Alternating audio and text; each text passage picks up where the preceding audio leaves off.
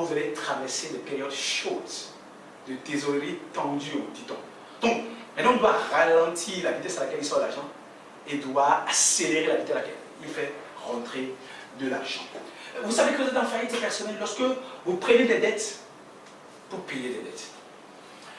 Il faut une stratégie. Imaginez qu'on vous met la pression pour payer une dette. Et parce que vous voulez vous empresser d'aller payer cette dette-là, vous appelez ici GetZ pour lui dire prête-moi de l'argent, je vais aller payer une dette. J'avais un ami comme ça, qui avait de la pression pour honorer une dette de 4 millions. Il m'a dit écoute, Herman, je suis allé le voir pour dire franchement, mon ami, j'ai vraiment besoin que tu m'aides. Il dit écoute, Herman, je ne veux pas gâter notre amitié. J'ai dit, j'ai pas compris. Il sort son chéquier, il me fait un chèque de 100 000 francs, il me dit c'est ma contribution. J'ai dit mais qu'est-ce que tu fais? Il dit mais si je te prête de l'argent pour que tu puisses aller rembourser de l'argent, je sais que tu vas me rembourser. Oh, si tu ne me rembourses pas, je ne vais pas être content. Oh, si je ne suis pas content, notre amitié va se gâter. Je ne veux pas que notre amitié se gâte. Donc, voici ma contribution de 100 000. Je l'ai regardé et dit, wow, vraiment, toi tu es magnifique. Par contre, il y a un autre ami qui m'a dit, ok, toi tu as déjà des problèmes, c'est comme c'est moi qui ai des problèmes. Vous voyez ce que je dis? Il me dit, bon, sur les 4 millions, voici 1 million. Il me donne 1 million, je vais payer la dette. Bon, je lui dis, ça va mieux, mais là, il fut un moment où il m'a envoyé un huissier. Un ami à moi qui m'aide pour que je puisse payer une dette et qui m'envoie un huissier après, qui veut saisir mes biens à cause de 1 million. C'est normal ou pas?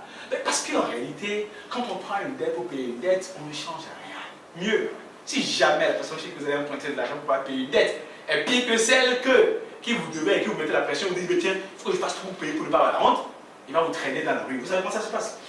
La cinquième chose qui montre clairement que vous êtes en faillite personnelle et financière, c'est que vous jouissez pendant 20 ans et de 2 ans du mois et devez rembourser pendant 5 ans. Donc, c'est lorsque vous achetez une voiture, seconde main ou neuve, chez le concessionnaire, et vous payez la voiture à crédit. En fait, la beauté de la voiture, la douceur de la voiture, la belle forme de la voiture, ce n'est que pendant 2 ans que vous utilisez.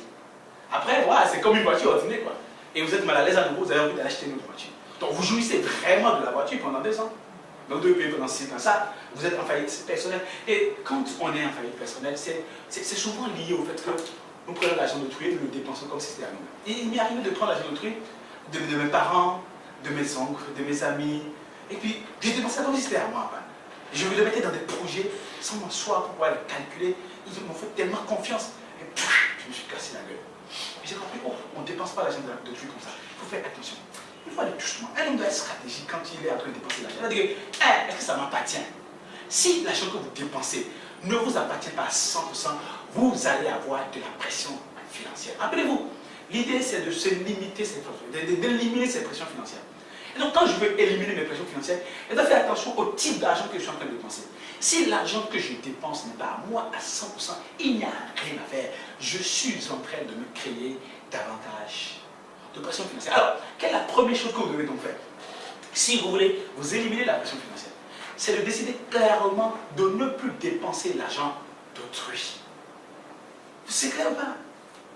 Arrêtez de dépenser l'argent d'autrui. Pourquoi?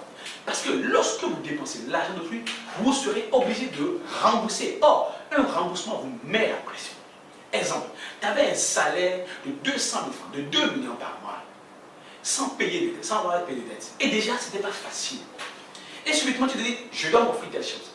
Et tu es obligé d'aller chercher de l'argent. Désormais, on coupe sur ces 200 000 francs, bien sûr, ces 500 000 francs, ou bien on coupe sur ces 2 millions, environ 600 000, environ 200 000 ou environ 50 000.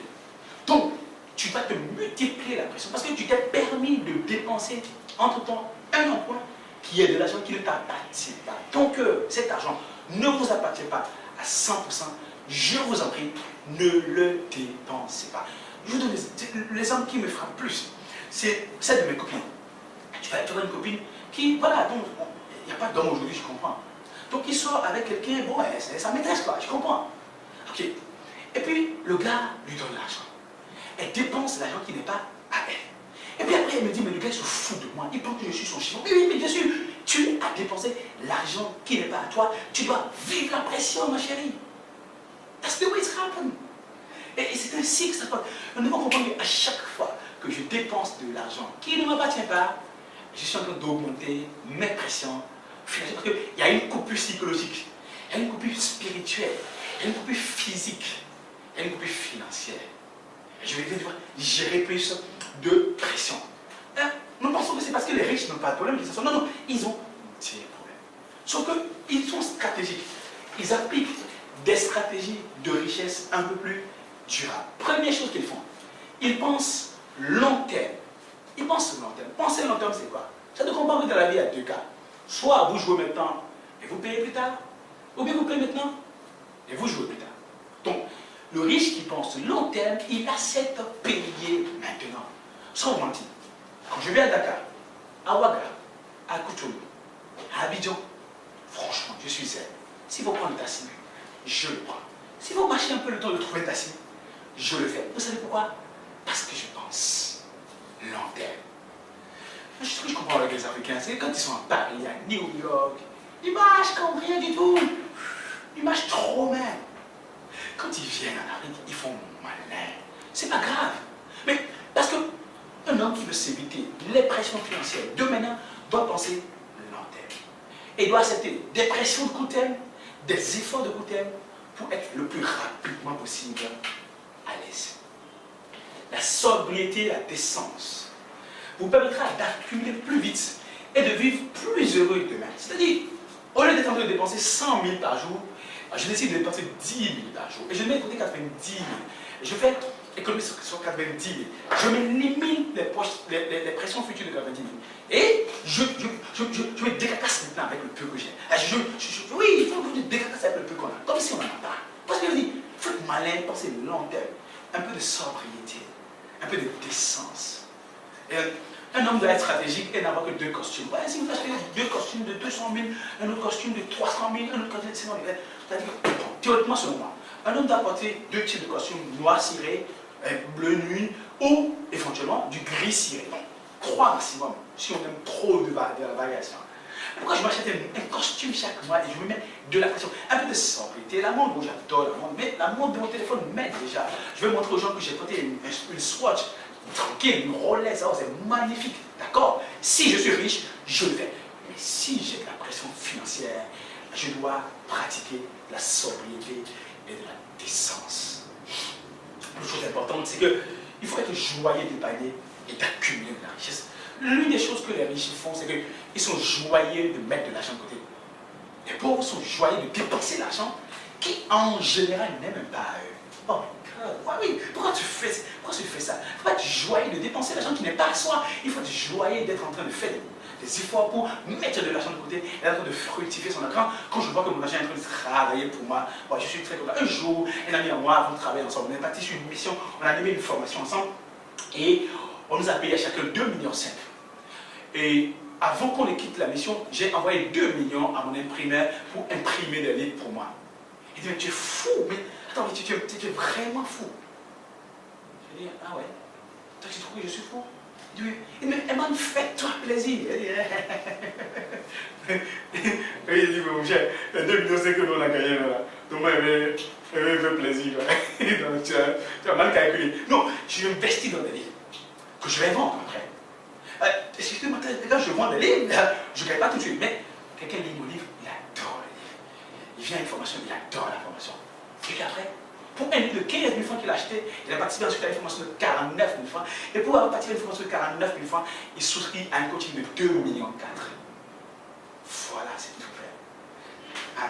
Fais attention, moi je dépense l'argent. Je ne peux pas me permettre de dépenser l'argent. Je pense long terme. Je pratique la sobriété, la décence. Ensuite, je prends du plaisir à épargner, à accumuler, à investir plutôt qu'à dépenser. Parce que quand je suis heureux de dépenser, c'est la dernière fois que je suis heureux si je n'ai pas autre chose à engranger. Quand je suis heureux d'épargner et d'investir, j'ai la possibilité de fructifier ce que j'ai. Et il y a la possibilité alors de gagner davantage. Le système financier suppose que vous sachiez mettre de l'argent de côté. Toujours mettre plus que vous n'en sortez. Et c'est gagner plus que vous n'en sortez. On appelle ça vivre en dessous de la ligne. Un homme ne devait jamais dépenser plus d'argent qu'il en a. Il doit tout faire pour être toujours en dessous de la ligne. Il doit tout faire pour être en dessous de la ligne. Si j'ai 100 000 francs, je ne vais pas tout dépenser. C'est pas possible. C'est pas possible. Si j'ai 200 000 francs, je ne vais pas tout dépenser. Si j'ai 1 million, non, non, non, je ne peux pas me permettre de tout dépenser. Et un homme d'être stratégique et fait plus qu'il n'est payé. On appelle ça la loi de la surcompensation. Si vous faites plus maintenant que vous n'êtes payé, si vous donnez plus que vous n'êtes payé, il va arriver un moment où vous serez plus payé que vous ne donnerez. Donnez plus que vous n'êtes payé. Dépensez-vous plus que vous n'êtes payé. Produisez plus de valeur que vous n'êtes payé. Ce qui m'arrive, c'est des personnes extraordinaires. Parfois, on me demande des séminaires pour lesquels on me paye 300 000. Je me rappelle, il y a quelques années, on m'a sollicité pour un séminaire pour lequel on m'a payé 300 000 francs. J'ai travaillé pendant 4 jours pour être payé 300 000 francs. J'ai dit, waouh, pas de problème. Mais j'ai déroulé 23 points vraiment bien préparé. Et la dernière fois, on m'a payé pour exactement le même séminaire et on m'a payé 2,5 millions. Pourquoi? Parce que j'ai donné plus que je n'étais payé. Et il arrive un moment où la même chose, le même PowerPoint que j'ai exécuté la dernière fois, je l'ai réutilisé pour pouvoir gagner 2,5 millions. C'est cela, donner plus que vous n'êtes payé. Et ensuite, faire des efforts incroyables. Parce que l'investissement personnel, l'énergie qu'on donne maintenant, la capacité à faire le kilomètre supplémentaire chaque fois, à donner plus, à se dépenser, à donner plus aujourd'hui. Parce qu'il y a des gens qui pensent qu'ils peuvent se permettre de donner 40% aujourd'hui et demain ils vont donner 160%. Non, non, non, non, non. Vous ne pouvez pas donner 40% aujourd'hui et espérer donner 160% demain. Vous ne pouvez donner que 100% demain. Et les 60% que vous n'avez pas donné sont perdus à jamais. Ça fait partie de votre richesse. Nos journées sont de la richesse. Et un homme doit tout faire pour fructifier ses journées. S'assurer que chaque journée paye. Chaque journée rapporte 100% de l'effort investi. Donne tout pour avoir 100% de retour sur investissement chaque jour. Et c'est ainsi que la richesse s'accumule.